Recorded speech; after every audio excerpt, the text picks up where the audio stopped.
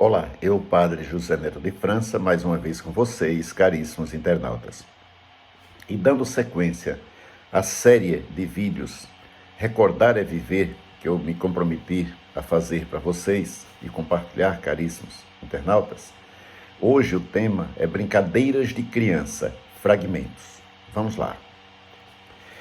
Eu, pequenininho, era muito apegado ao meu pai e à minha mãe. Claro, tinha uma ligação mais forte com minha mãe pelo fato dela passar mais tempo em casa. Raramente ela saía. Já meu pai passava muito tempo fora de casa. Ou estava na rua, como costumávamos dizer quando ele estava trabalhando na prefeitura ou no cartório da cidade, ou estava na roça. É uma forma de dizer que ele estava no terreno dedicado à lavoura ou cuidando das fruteiras que eram em grande número ou em outra atividade lá. Em casa, estando somente mamãe, me sentia protegido por ela. Mas se papai estivesse, focava mais nele. Só me sentia totalmente seguro quando os dois estavam em casa. Entre tantas brincadeiras, gostava de brincar de pega, de esconde-esconde, onde para me esconder eu entrava em qualquer lugar, mesmo em mata fechada, sem medo algum. Gostava de jogar chimbra, peão, finca, que era um ferro, uma espécie de um pedaço de ferro que a gente jogava no chão para ele ficar fincado. Só que essa brincadeira eu só brincava escondido de meus pais, pois eles a consideravam perigosa. Meu pai não permitia que eu jogasse nenhum jogo que ele considerasse como um jogo de azar, como por exemplo, baralho, dominó, sinuca ou dados. Também não queria que eu me envolvesse com jogos que colocassem em risco minha integridade física. Se ele me pegasse jogando esses jogos, era uma pisa na certa. Ele batia mesmo. Nunca me liguei a brinquedos prontos, tanto porque meus pais eram pobres e não podiam me dar. Tinha prazer em fabricá-los. Um brinquedo simples era pegar uma lata vazia, dessas de óleo de comida, ou mesmo de leite em pó, colocar certa quantidade de areia ou terra para ela não ficar leve, tampá-la, furar um orifício de um lado e de outro, passar um cordão e sair puxando.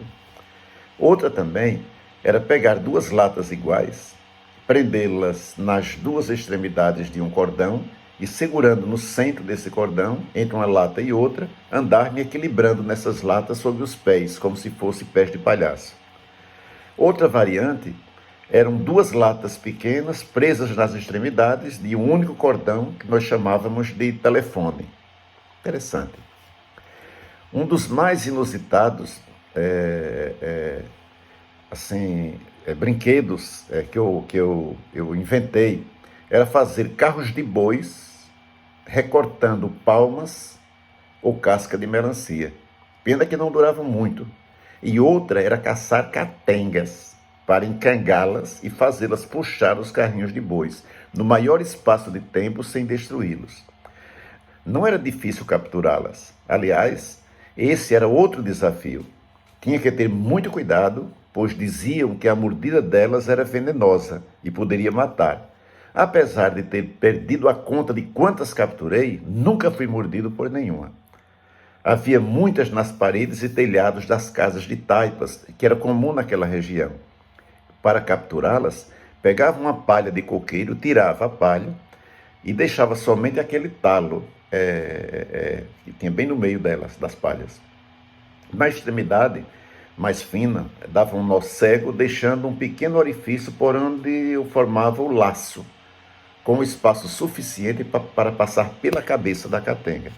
O próximo passo era localizar a presa. Uma vez escolhida, me aproximava vagarosamente. Essa parte era emocionante, pois requeria muita calma e controle de movimentos.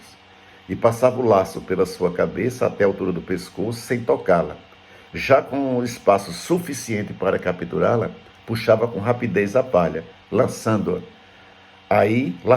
aliás. Aí sim, tinha o jeito certo de pegá-la para não ser mordido. Não era difícil, bastava segurá-la pelo pescoço sem dar espaço para que ela virasse a cabeça. Outra brincadeira que eu podia fazer envolvendo as catengas era a seguinte: À medida que a capturava, com o dedo fazia cócegas na barriga delas e as colocava de papo para cima. Elas ficavam como que paralisadas. Era bem interessante. Quando brincava com outros garotos, as meninas tinham medo e não chegavam nem perto. Ganhava quem conseguisse enfileirar mais catenga antes que elas recuperassem os movimentos e desorganizassem as fileiras. Não era meu objetivo exterminá-las, apenas brincar. Depois a gente soltava no mato mesmo, nas paredes das casas de taipas. Muitas vezes, aliás. Então essas foram assim algumas brincadeiras lá daquele, quando eu era muito pequenininho ainda, quando nós morávamos, meus pais, minhas irmãs e eu, ainda do outro lado do Rio Ipanema, como nós chamávamos, no chamado bairro da Floresta. Então são coisas assim, histórias bem interessantes, são lembranças assim fantásticas para mim, pelo menos para mim, que vivi nesse tempo. E eu valorizava cada brincadeira que eu fazia, cada arte feita por mim.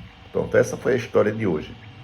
E vocês? Vocês têm alguma história assim da vida de vocês? Lá no início, assim, das últimas coisas que vocês se lembram da sua vida.